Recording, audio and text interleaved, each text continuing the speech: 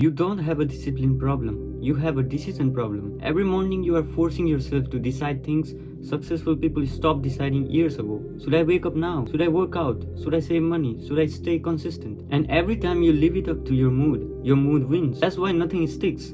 Not because you are lazy, because you are making the same decisions every single day. Here's the part nobody tells you. The people who seem the most disciplined on the outside are often making fewer decisions than you. They have quietly removed themselves from the equation. They built something that runs without them having to show up emotionally every single day. And once you see this, you can't really unsee it. It shows up everywhere once you start looking for it. The person who just shows up to the gym week after week without ever seeming to debate it with themselves. You used to assume these people just had more discipline than you, more willpower, maybe just a different personality. But that's not what's actually happening. What's happening is way less inspiring and way more useful. So stick with me, because at the end of this video, you are going to look at your own life completely differently. Let's talk about why most people stay stuck, even when they genuinely want to change. You have done this before. You set a goal, you get a burst of motivation. For about 10 days, you are unstoppable. Then life happens. A late night at work, a bad mood, a weekend trip, and the goal doesn't explode. It just quietly fades into the background. This isn't a willpower problem. This is relying on motivation problem. And motivation by its nature is unreliable. It shows up when conditions are good and it disappears the second conditions get hard, which is exactly the moment you actually need it.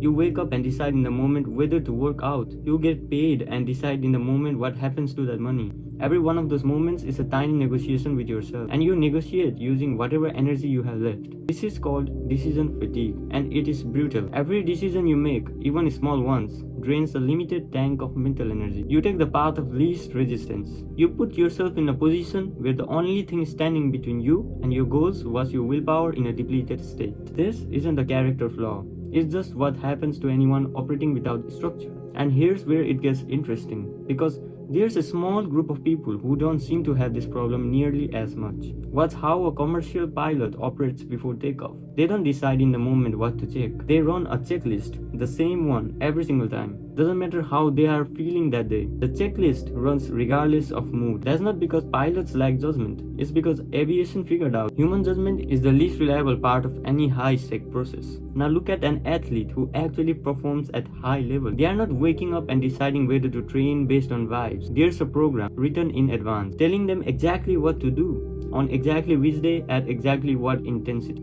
The decision of should I train today was already made. Look at a professional kitchen during a busy dinner service. It looks chaotic because of the outside. Fire, noise, people shouting orders, but it isn't actually chaos. Every station has a defined role. That's the only reason a kitchen can put out 200 consistent meals in a single evening without falling apart. A system that was built long before the doors opened. The highest performers in any field are relying on raw motivation more than you. They build systems.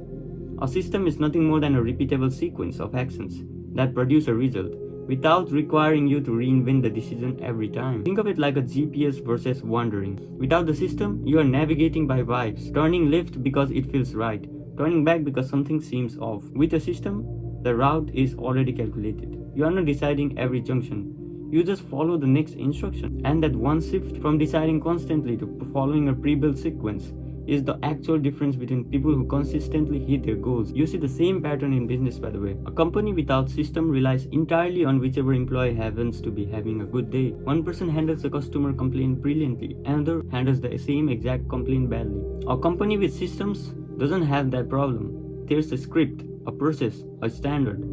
The outcome barely depends on who is having a good day, because the good day already got baked into the process months ago. Your life works exactly the same way, whether you have ever thought about it like that or not. This changes everything once you actually apply it. So let's get into exactly how. The first system worth building is around time, because time is the only resource you cannot create more of, and most people lose a huge chunk of what's left to screens. Almost by accident, almost without deciding to. So, if you want to do meaningful things with your time, you cannot afford to decide what to do with it, moment by moment. The first piece of that structure is putting your priorities into a calendar. There's a massive difference between I should work out sometime this week and a block on Tuesday and Thursday at 6 p.m. that says gym. The first one depends entirely on how you feel in the moment. The second one removes the decision. The decision already happened in advance when you had a clear head. Think about how this plays out with something as simple as reading. I should read more. almost never happens because it's competing against other things you could do in that moment. But 20 minutes every night right after I brush my teeth tends to actually happen because it's not competing for anything. It's just next thing on the list, attached to something you were already doing anyway. What changed is that it stopped needing your motivation to show up. Do this for a handful of things that actually matter to you. Focused work, exercise, time with people you care about, and something strange happens. The chaotic, reactive feeling of your week starts to disappear. But here's where most people get this wrong. They try to schedule everything and end up with a calendar so rigid it snaps under the first unexpected thing that happens. But let's be honest, it's basically every day. A good system has structure, but it isn't the case. Leave room, leave white space. The goal isn't total control of every minute. The goal is making sure the handful of things that genuinely move your life forward aren't the things that get sacrificed first when something goes wrong. The second piece is ruthless prioritization. The people who consistently make progress prioritize by importance instead and treat urgency with suspicion, because urgent things have a sneaky habit of crowding out important ones if you let them. You would think answering every notification the second it arrives would make you more productive. It actually makes you less productive because you have handed control of your day over to whoever happens to message you. At the start of each day, before you open anything, write down 2 or 3 things that, if completed, would make the day a genuine success, regardless of what shows up later. Then defend those 2 or 3 things like your future depends on them, because in a quite unglamorous way, it actually does. And the third piece, the one almost nobody does, is a short weekly check-in with yourself. Not a journal entry, not a vision board, just 15 or 20 minutes where you look honestly at how the week actually went versus how you planned it to go. That's the time system. 3 pieces: blocking, prioritizing, and reviewing. But that's not even the biggest mistake most people make with their time, energy, or motivation. Here's an uncomfortable truth. Almost nobody is unhealthy because they don't know what's healthy. None of this is knowledge problem. Without the system, your health runs entirely on whatever you feel like in a given moment, which, by definition, is the least reliable input you could possibly choose. You sleep whenever you happen to feel tired and wake up whenever the alarm drags you out. So, let's build defaults instead of decisions. Starting with sleep, because sleep affects literally everything downstream of it. Your energy, your mood, your ability to resist impulses. A sleep system isn't complicated. It's a small handful of fixed defaults. You stop renegotiating every night. A consistent time you go to bed and a consistent time you wake up, even on weekends, because your body operates on rhythm, not willpower. A bedroom that's cool, dark, and free of the one device most likely to keep you up scrolling. It doesn't need to be elaborated. Dim the lights, put the phone somewhere else out of reach. Do the same small sequences of things in the same order. Your brain doesn't care whether the routine is impressive.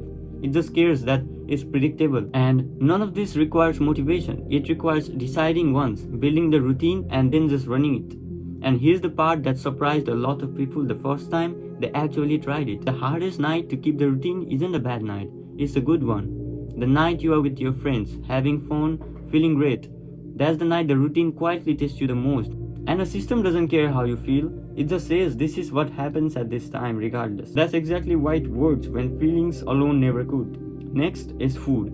And there is where systems save people an enormous amount of mental energy. Because food is a decision you face multiple times every single day. And decision fatigue is exactly what pushes you towards whatever's fastest and least healthy. A fixed time each week, even just 30 minutes, where you prep or at least plan the week's food in advance. This isn't about eating identically every day for the rest of your life. It's about removing the exhausting, repetitive decisions so your willpower is spent on things that actually need it.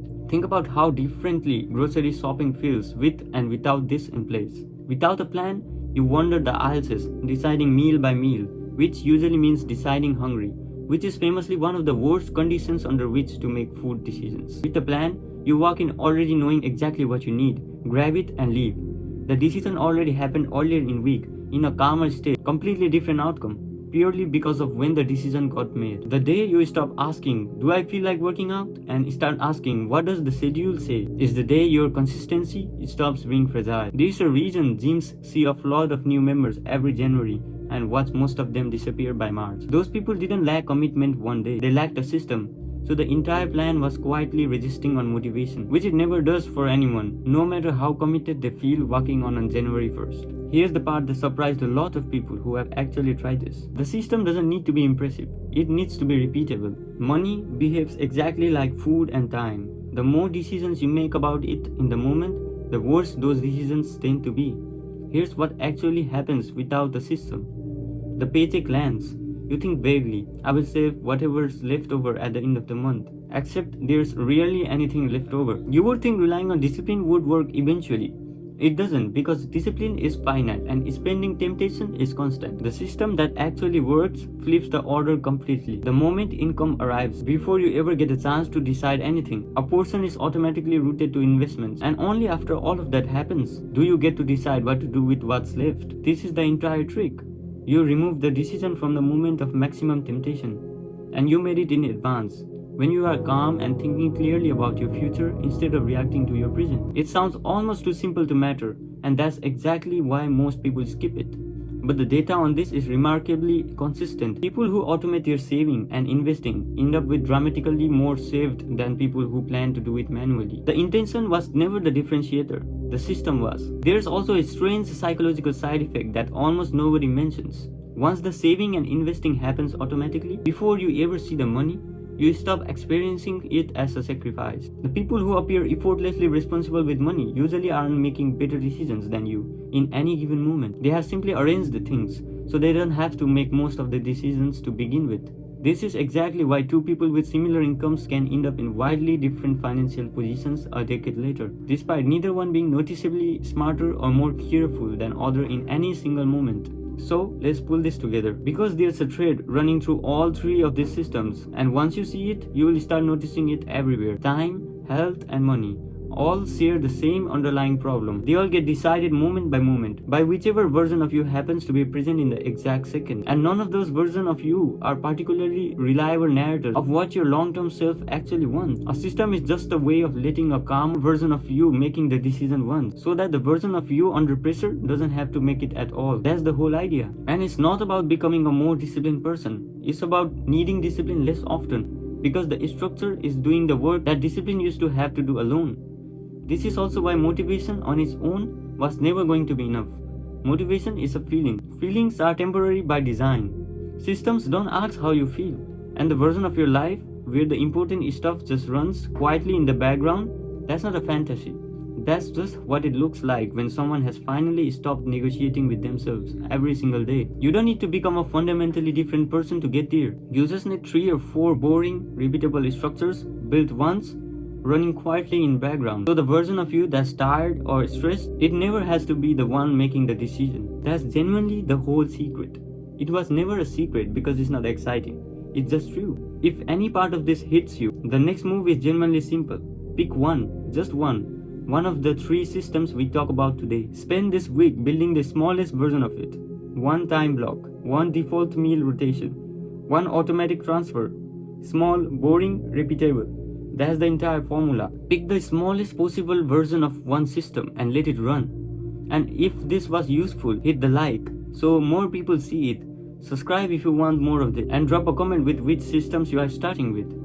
It genuinely helps to see what people are actually working on. Because here's the truth, this whole video has been circling around. Success was never about finding more motivation. It was about needing it less. Build the system. Let the results take care of themselves. Thank you for watching this.